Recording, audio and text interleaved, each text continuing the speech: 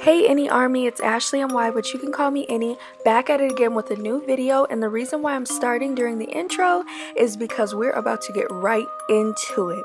First thing that I'm doing is just taking a little bit of alcohol on a cotton ball and disinfecting the area so that it'll be nice and clean.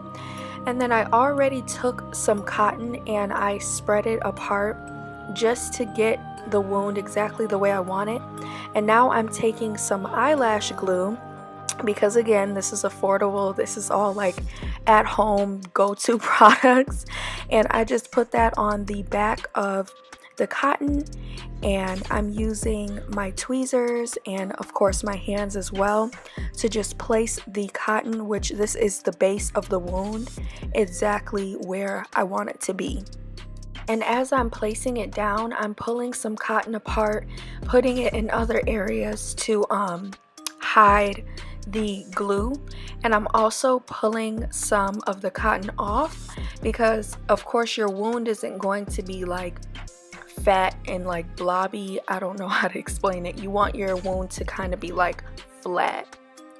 Now I'm taking the NYX liquid matte lipstick in the color Cherry Skies, and I'm basically just dabbing that all over the wound with a little disposable wedge.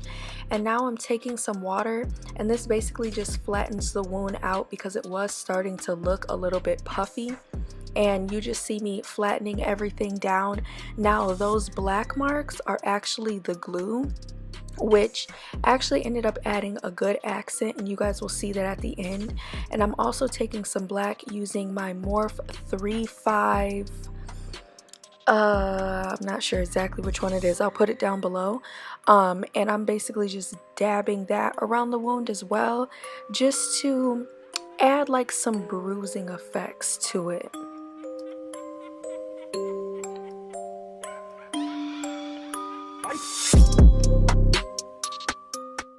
Now, as you all can see, I took some of this LA Girl Pro Concealer and I basically put it around the edges of the wound, and this is basically just going to blend the wound into the skin to make it look nice and natural, make it look like it's not just sitting there. And I also am taking a disposable wedge and I'm just blending that all out so that it'll be nice and seamless.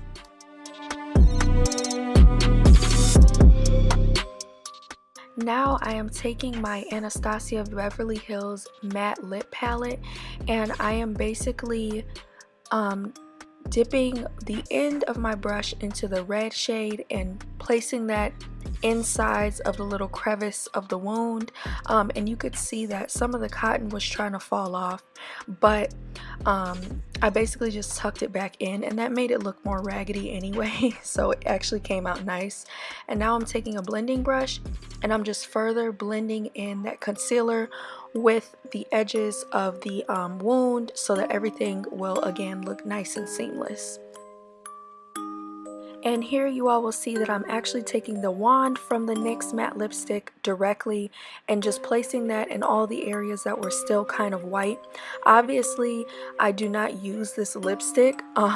If you're going to use the lipstick again, I wouldn't recommend you just placing it straight onto the skin. But again, I'm not using this lipstick. So yeah, I just took that, put it all around, and this is going to add the little finishing effects to the wound, y'all.